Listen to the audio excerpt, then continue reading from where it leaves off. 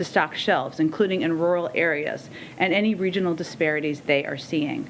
And the president asked what more his team can do to help move product and get more product to those communities. He also announced additional steps to get infant formula onto store shelves as quickly as possible without compromising safety. These steps include cutting red tape to get more infant formula to store shelves quicker by urging states to provide consumers flexibility on the types of formula they can buy with WIC dollars, calling on the FTC and state attorneys general to crack down on any price gouging or unfair market practices related to sales of infant formula, like third-party sellers reselling formula at steep prices, and increasing the supply of formula through increased imports. The Biden-Harris administration will continue to monitor this situation and identify other ways we can support the safe and rapid increase in the production and distribution of baby formula. Today, we also mark, and you heard the president do this morning, a tragic milestone in the United States, 1 million lives lost due to COVID-19. Our hearts go out to those grieving a loved one and those families forever changed because of the pandemic. As the president said this morning, we cannot grow numb to the urgency of this crisis. It is critical that we honor those who have been lost by doing everything we can to prevent as many deaths as possible. You saw that this morning from the president as he kicked off the COVID-19 summit. Today's summit highlighted American leadership in action. Together with our co-hosting nations, we united the world to commit to vaccinating the world, saving lives, and building better health security with an inspiring response. We rallied $3 billion from other nations, more than about 3.2 at this point in time, still counting, from other nations and partners around the world to address the global response. And the president issued a stark warning about our ability to continue fighting COVID globally if Congress fails to act. As we heard through the summit, now is not the time for complacency. We need Congress to show up, not with empty words, but with action to fight COVID at home and abroad. As we mark this tragic milestone, our hope is to avoid another tragic one like this, and that will only come if we act with urgency throughout the remaining fight against the pandemic. Go ahead, Josh. Thanks, Jen. Two questions. First, on the baby formula. Abbott says once the FDA gives them notice, it'll take them 2 weeks to restart the site, and then an additional 6 to 8 weeks to get formula on the shelves. With what the president heard today, does he believe that we'll have the tools to bridge what could be a 2-month plus shortage? Well, I would say that the president is going to continue to use every tool we have in order to bridge that gap. And this has been work that has been underway for weeks and months now.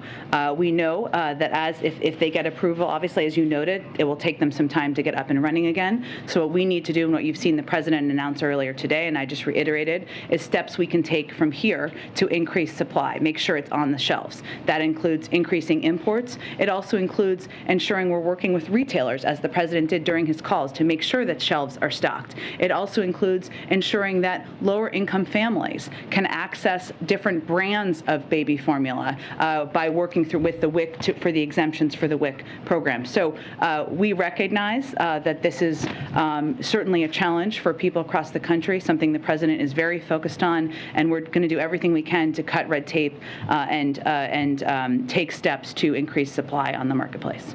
Secondly, AAA is saying, record high nominal gasoline prices again today, but Americans are also seeing news about oil leases and auctions not going forward. What was the administration's thinking on not having those auctions?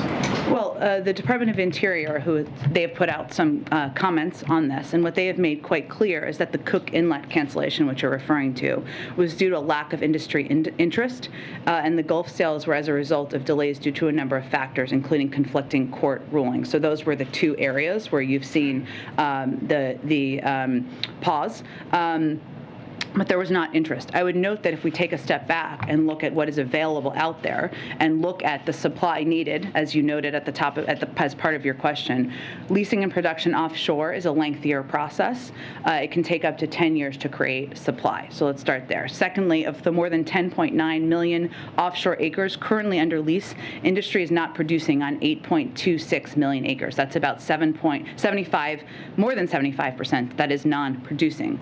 Of the 24.9 9 million onshore acres under lease. Industry is not producing on 12.3 million acres. That's almost 50%. And there are also over 9,000 onshore permits that have been approved and are waiting to be used onshore. Just to reiterate, while we expect U.S. production is expected to increase by over 1 million barrels a day this year and hit a new record next year. These specific actions were as a result of lack of industry interest and conflicting court rulings. Sort of the bottom line is, on formula, this is a problem. I mean, I think other parents here in the room can probably attest. I myself went to 3 stores this morning, still haven't found what we need. When will parents be able to get the formula they need? What is your best sense of when store shelves will be stocked again? Well, I think it's also important to note that the reason we're here is because the FDA took a step to ensure that babies were taking safe formula. There were babies who died from taking this formula, so they were doing their jobs. We have been working, this administration has been working for weeks now to address, in anticipation of where we thought there could be shortages. We have also seen an increase over the last 4 weeks of supply available, which hasn't been an increase over the 4 weeks prior to the recall. That is a good sign. But obviously the steps the president took today are an acknowledgement and a recognition that more needs to be done, that we do not want parents, mothers, families out there to be stressed and worried about feeding their babies. That is why the president today had conversations with the CEOs of Walmart and Target, why he had conversations with Reckitt and Gerber about efforts to increase production, why we're taking steps to ensure that we are making WIC dollars available to a range of other supplies. So we're seeing increases over the last couple of weeks. More needs to be done. We're going to cut every element of red tape we can cut. We're going to work with manufacturers. We're going to import more to expedite this as quickly as possible. But if you are a parent who's looking for formula right now, struggling to find what you need, do you have even a rough guess of how long these shortages are going to last? What should parents be bracing for here? Well, we've already seen an increase in supply over the past couple of weeks. What we are seeing, which is an enormous problem, is hoarding. People hoarding because they're fearful. That is one element of it, and people hoarding because they are trying to profit off of fearful parents. So that is also something we're focused on taking efforts to track and adjust and address and look into.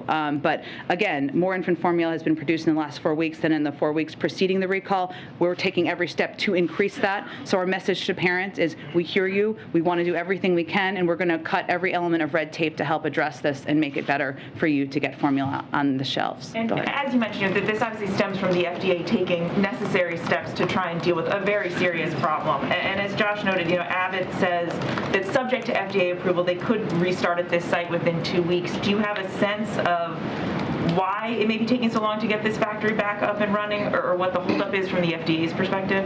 I would point you to the FDA, but again, I'd go back to why this decision was made in the first place, which was to save babies' lives. And the FDA is not going to approve manufacturing again unless they are certain of the safety.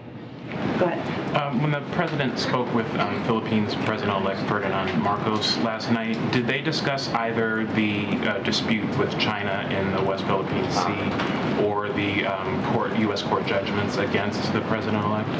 I'm not aware of those being a part of the discussion, but I can check and see after the briefing if there's more details. Thank you. And then on NATO, if Finland and Sweden are successful in their attempts to join NATO, that would put the U.S. on the hook, again, for military defending those countries, even potentially with nuclear weapons. What benefit is that to U.S. citizens?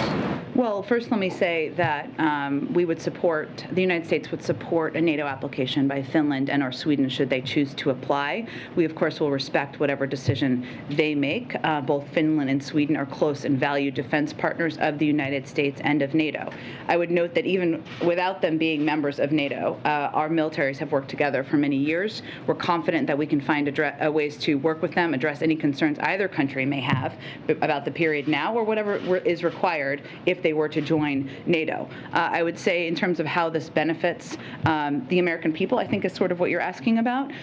Having a strong NATO alliance, a strong Western alliance, which is a defensive alliance, by the way, is good for our security around the world. And certainly having a strong partnership with a range of countries, including Sweden and Finland, if they decide to join, should be reassuring to the American people about our own security interests. And then finally, when the president visits South Korea next week, Does he intend to visit the demilitarized zone?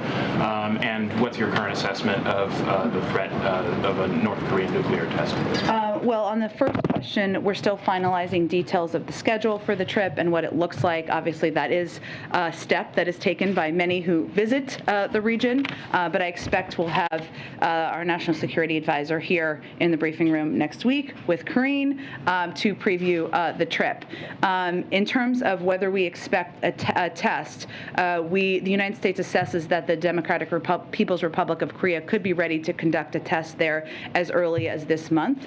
This would be its 7th such test. We've shared this information with allies and partners and are closely coordinating with them. As you noted, the president is traveling to the Republic of Korea and Japan next week, where he will continue strengthening these alliances and make clear our commitment to the security of the Republic of Korea. Our intelligence assessment is consistent with the DPRK's recent public statements and destabilizing actions, including the test launch of multiple intercontinental ballistic missiles. But this is information, again, we've shared with our partners and allies, and of course will certainly be a topic of discussion when the president travels next week. Go ahead. Just one more on the baby formula shortage. Obviously, some parents are feeling panicked and they're feeling desperate, and a big reason for that is because there's no substitute for formula if you don't have access to breast milk. I'm just wondering, if you're a parent today and you go to the store, you can't find any formula on the shelves, as is being reported across the country, what is the step that they should take? What is the administration's guidance on the immediate step